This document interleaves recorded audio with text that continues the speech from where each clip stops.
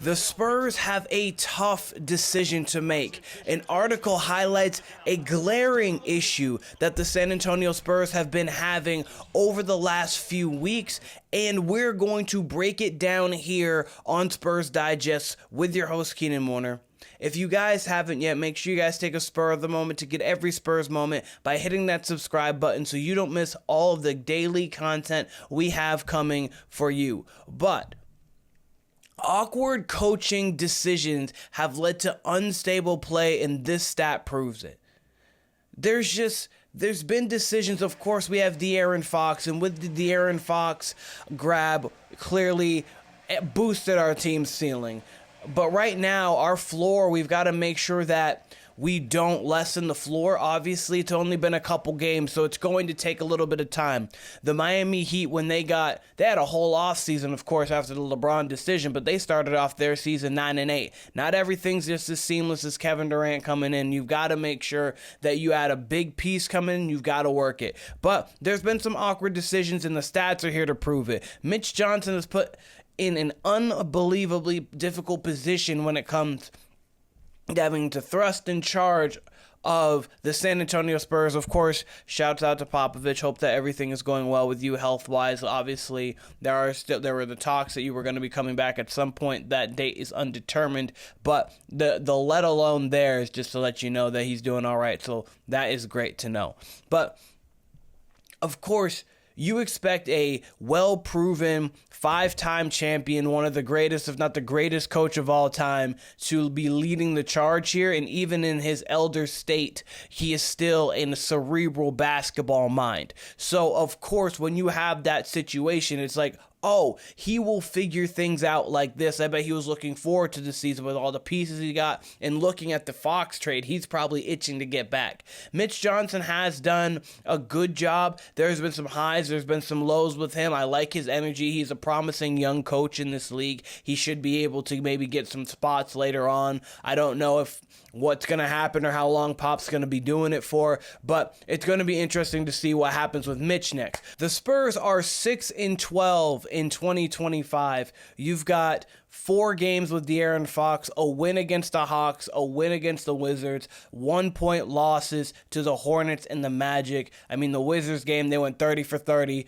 You got Wemby and Fox doing that. But the Spurs aren't playing great basketball right now. They were a 500 team playing in very close games, and the claims that were closer were against very high-level opponents. The Knicks, the Rockets, the Nuggets. They've been playing high-level basketball against a lot of high-level teams, but unfortunately that has not gone over into the new year. There's been some highs like when we went to Paris, and then there's lows that we see, but the schedule was easier even with this, and then it's starting to start getting harder. Obviously tonight we've got the Celtics, which is not an easy game to have, but it's a good spot, and this could be a very pivotal and big win for us, getting a win over a top-notch team. We'll talk about that here in a second, but the team has struggled. Their defense was improved, and the closer the games got, things have changed. The opponents got tougher in January. Season crater. Losing month, and then obviously even the lesser opponents we've been struggling with too. So it just really all depends. The first half of games in these close battles with other teams before being blown out in the second half has been a theme. As I've highlighted multiple times, the Spurs love to take a quarter off.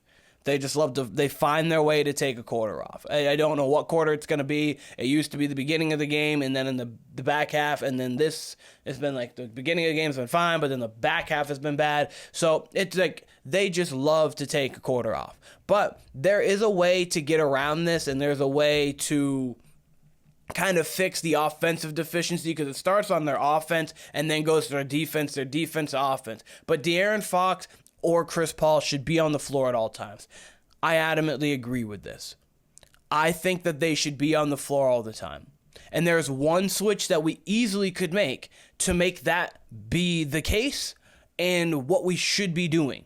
Last year, the Spurs gathered plenty of evidence that the team performs better with a real point guard. Obviously, we tried Sochan at point guard. That didn't work. And then, of course, we've got the point guard in Chris Paul. We've got De'Aaron Fox, who is 25, 6-5 coming to us. He has about 21-8 now that he's here, shooting 47% from the floor.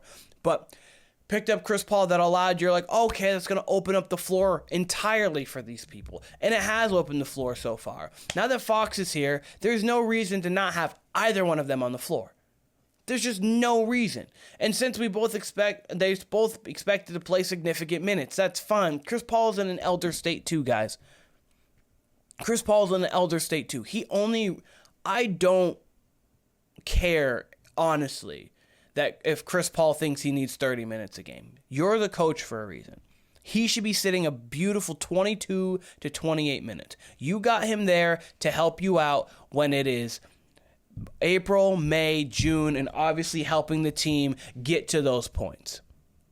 But we don't need him for 30 to 35 minutes a game. Now that we have Stephon Castle, who's having a Rookie of the Year worthy season, but he's also been better, isn't the only ball handler and playmaker on the perimeter.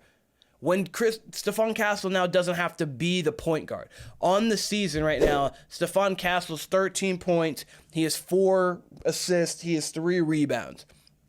Shooting 42% from the floor, 29 from 3. He's doing what he needs to do. And obviously, he's not the greatest of shooters. He's never been the greatest of shooters. We're hopeful that throughout the development of him, he can become at least a pretty knockdown open shooter. But right now, you've got Stephon Castle over the last 10 games. This has been since Paris.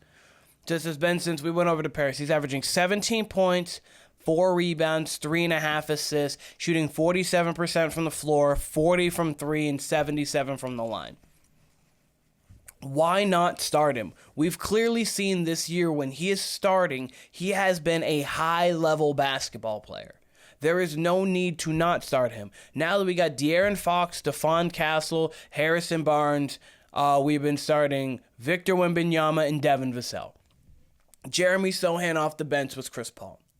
Helps with the defense there. You improve your defense. De'Aaron Fox is the primary ball handler, so he doesn't have to worry about deferring to Chris Paul. This is going to be your starting lineup moving forward. Maybe exert Harrison Barnes, insert Sochan or somebody else. But that's an easier switch. Start Castle and Fox together. That's the thing that makes the most sense. And then that way you can really stagger the minutes between Paul and Fox and limit the minutes with Paul and Fox both on the floor. Not that those are the worst minutes in the world, but there's no need that we have 25 minutes of Chris Paul and De'Aaron Fox on the floor, or like 18, whatever the case may be with it.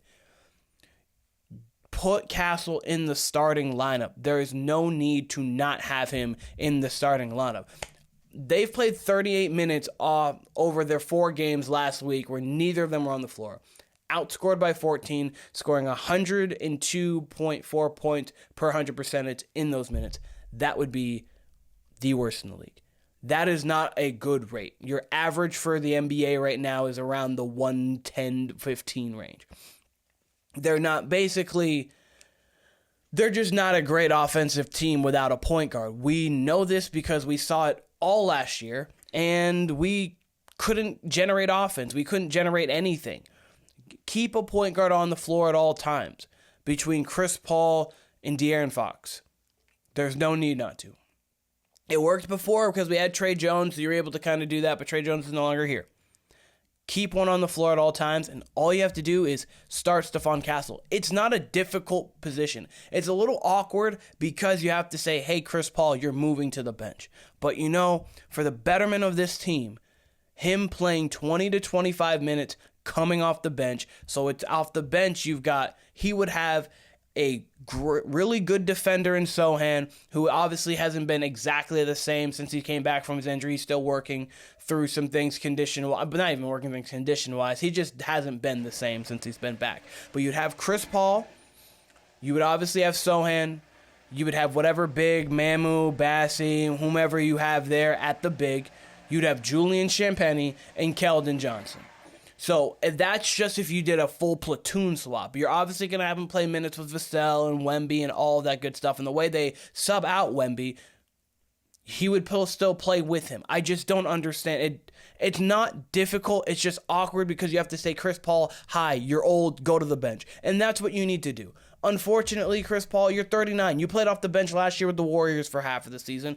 You can do it again. It's not that big of a deal. Again, put in a difficult situation, because it is difficult telling this guy right here to go to the bench.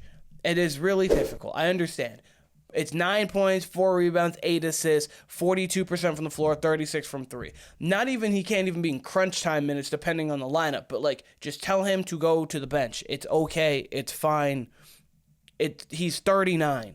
He's almost 40. Not everybody's LeBron. You don't have to play him 30 minutes in the starting lineup. He wasn't supposed to be the one in charge, but he is. He is a professional and deserves, he as in Mitch Johnson, and they deserve respect and criticize other coach as long and fair and honest and understanding. All right, we do that. We should be able to win some games because we have a big stretch of games coming up here. We have a Celtics team tonight that's going to be very tough. You've got a Suns game where that's also going to be tough. That's coming off of the break. So we're going to have 8 days in between these games. Then we got a Pistons team on a back-to-back. They've been playing some good basketball with their first-time All-Star Cade Cunningham. The Pelicans, scrappy team, back-to-back, but those should be 2 wins. Then you got the Rockets and the Grizzlies. This is an important stretch of basketball coming up if we want to make a run at the play-in and the playoffs. We got the Pelicans twice. Those should be wins. The Pistons should be a win, especially because we're on a homestand. And then the Suns off of the break. I understand that team's going to be tough, but there is no reason why 5-2 can't be had over this. The Celtics game tonight is going to be tough. That Rockets game is going to be tough. The Grizzlies is going to be tough. We need to go 1-2 over that, win the other 4. That is what needs to happen to get this team on track, and they're highly capable of doing so. But let me know what you guys think in the comments about Chris Paul just needing to go to the bench and Stephon Castle needing to be inserted into the starting lineup. I think that is the easy switch that makes everything perfect. You have Chris Paul and Fox always on the floor together. You get a better defensive lineup. Honestly, you might get a better offensive lineup too, because you don't just have 2 guys who want the ball in their hands simultaneously on the court. You get a better cutter. You get a better high-energy guy in Stephon Castle, a guy who's been doing great at getting downhill, averaging 18 points over the last 10 games. But let me know what you guys think in the comments about that concept and that aspect of the San Antonio Spurs. This has been Spurs Digest with your host, Keenan Warner. I appreciate all of you guys, and I will be seeing all of you guys very soon.